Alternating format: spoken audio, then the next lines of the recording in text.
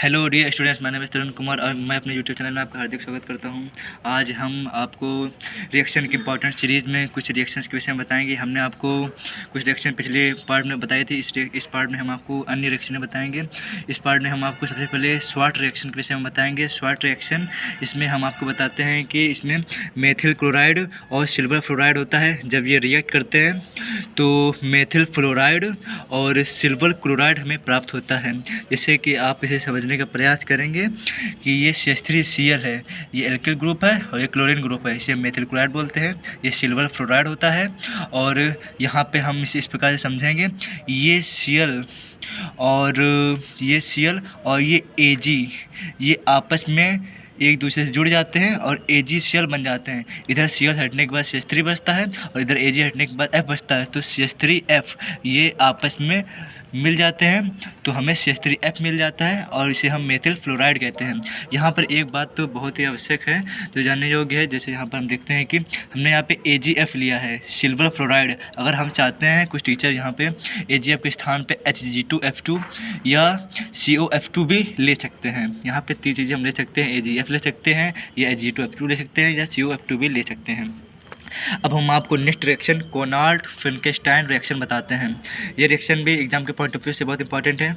जैसे कि हम आपको बताते हैं, यहाँ पे ये जो R सिंगल बॉन्ड Cl है, ये एल्केनो का एक जनरल फॉर्म होता है। हालांकि इसके हम आपको भी आगे बताएंगे।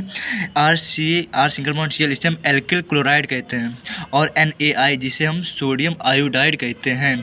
अब हम आपको बताते हैं कोनाल्ट फिनकेस्टाइन रिएक्शन में क्या होता है। जब एल्किल क्लोराइड सोडियम आयोडाइड के साथ रिएक्ट करता है तो एल्किल आयोडाइड और सोडियम क्लोराइड प्राप्त होता है। आप इसे समझें कि ये क्लोरीन जब यहाँ से बॉन्ड ब्रेक होता है और इधर जब बॉन्ड ब्रेक होता है तो ये क्लोरीन और ये सोडियम आपस में मिल जाते हैं और NaCl निकल जाता है और इधर R बचता है और इधर I बचता है। I means iodine, R means alkyl और आयोडीन बचता है और ये मिलके एल्किल आयोडाइड बनाते हैं। जब एल्किल क्लोराइड और सोडियम आयोडाइड मिल जाते हैं तो एल्किल आयोडाइड और सोडियम क्लोराइड बन जाता है। इधर से Cl हटता है, इधर से सोडियम हट जाता है, ये आपस में मिल जाते हैं, सोडियम क्लोराइड बन जाता है और इधर से एल्किल ग्रुप बचता है, इधर से आयोडीन बचता है, ये आपस में मिल जाते हैं तो एल्किल आयोडाइड बच जाता है। यहाँ पर भी एक नोट आपके लिए बहुत इंपॉर्टेंट है। जैसे कि आप देखेंगे R सिंगल बॉन्ड Cl में R के स्थान पर कोई भी एल्किल ग्रुप जैसे CH3, C2H5, CH3 को मेथिल बोलते हैं, C2H5 को मेथिल बोलते हैं, C3H7 को हम प्रोपिल ले सकते हैं। मतलब कि यहाँ पे R जो आप देख रखे हैं ये एक एल्किल ग्रुप होता है और इसके स्थान पर हम मेथिल, एथिल या प्रोपिल तीनों ले सकते हैं। तीनों में से कोई भी एक ले सकते हैं। हालांकि इंटरमीडिएट में केवल 3 ही ये पाए जाते हैं, या मेथिल ये होगा, या तो आपका एथिल होगा, या तो आपका प्रोपिल होगा।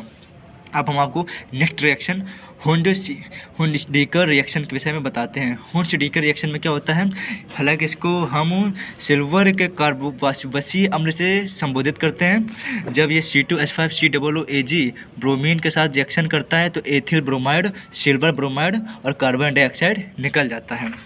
आप समझिए, जब हम सिल्वर के वसी अम्लों की विक्रिया ब्रोमीन से कराते हैं तो एथिल ब्रोमाइड और सिल्वर ब्रोमाइड प्राप्त होता है और साथ में कार्बन डाइऑक्साइड निकल जाता है। अब लोग फॉर्म रिएक्शन के विषय में बताते हैं। अब हम आपको next reaction hello form reaction के विषय में बताते हैं। हेलो फॉर्म रिएक्शन मुख्यतः 2 कंपाउंड देते हैं, एक तो अल्कोहल देते हैं, एक तो कार्बोनिल कंपाउंड देते हैं। इस रिएक्शन के विषय में हम आपको ट्रिक के साथ बताएंगे। ये रिएक्शन हम आपको एक बहुत ही आसान व्यू से बताएंगे। जैसे कि हम आप समझ सकते हैं, यहाँ पे हेलो फॉर्म अभिक्रिया अल्कोहल और कार्बोनिल कंपाउंड दोनों देते हैं।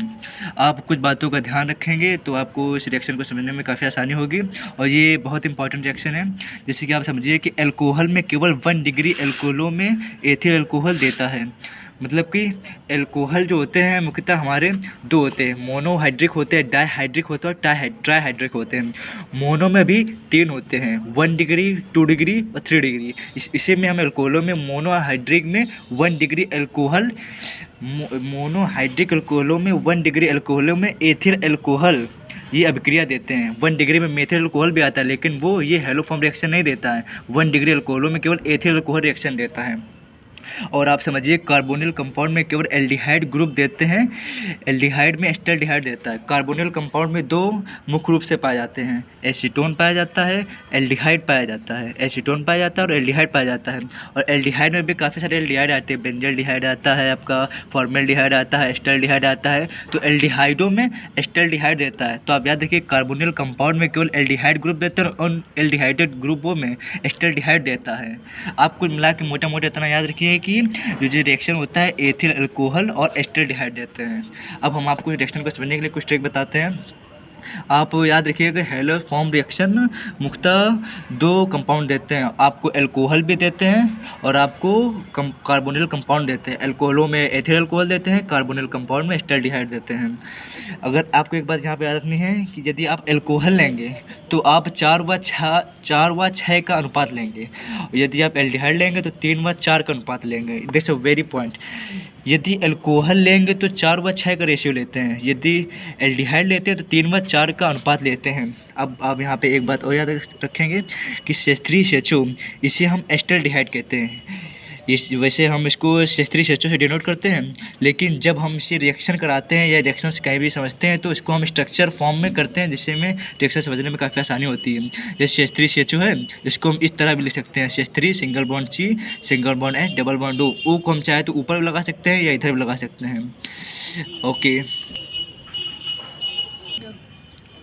अब हम आपको हेलो फॉर्म रिएक्शन के विषय में बताते हैं। हेलो फॉर्म रिएक्शन हम जो आपको बता रहे हैं ये आपको हम एक स्टेप में बता रहे हैं। अब हम आपको हेलो फॉर्म रिएक्शन के विषय में बताते हैं। हेलो फॉर्म रिएक्शन में हम आपको सबसे पहले बताते हैं कि एस्टल्डिहाइड होता है।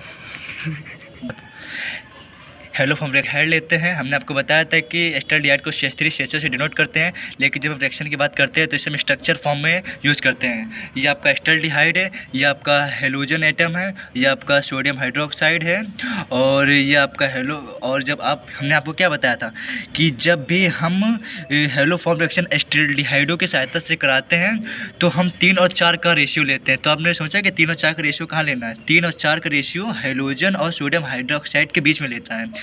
एस्टल्डिहाइड देता है, एस्टल्डिहाइड ले लिया और 3 और 4 का रेशियो हमने हेलोजन में और सोडियम हाइड्रोक्साइड में ले लिया। और फिर जब इनकी रिएक्शन होती है तो हमें हेलो फॉर्म और सोडियम फॉर्मेट और सोडियम हैलाइड और जल प्राप्त होता है। ये आपका एस्टल्डिहाइड, ये आपका हेलोजन एटम है, ये आपका सोडियम हाइड्रोक्साइड है। इसे हम अगर डेफिनेशन के रूप में बोले तो इस प्रकार से बोलेंगे, जब एस्टल्डिहाइडों की अभिक्रिया सोडियम हाइड्रोक्साइड और हेलोजन से 3/4 में होती है तो हमें hello form, sodium format, sodium halide और जल प्राप्त होता है। ये रिएक्शन अगर आप समझे और इसको याद करने का प्रयास करेंगे तब भी आसान रिएक्शन है, क्योंकि आप ये तो ट्रिक के आधार पर याद रख सकते हैं कि हमने हेलोजन और सोडियम हाइड्रोक्साइड का रेशियो 3:4 लेना है, वो आपने ले लिया। और आपको ये पता है कि इसलिए हेलो फॉर्म रिएक्शन एस्टल्डिहाइड और अल्कोहल देते हैं। यहाँ पे हम एस्टल्डिहाइड ले रहे हैं तो हमने एस्टल्डिहाइड ले लिया और 3 और 4 अनुपात का हमने आपका हेलोजन और सोडियम हाइड्रोक्साइड लिया। इनकी रिएक्शन होती है तो हमें याद होना चाहिए कि हेलो फॉर्म बनता है और साथ में सोडियम फॉर्मेट और 3 मॉलिक्यूल्स आपके सोडियम हैलाइड और जल के प्राप्त होते हैं।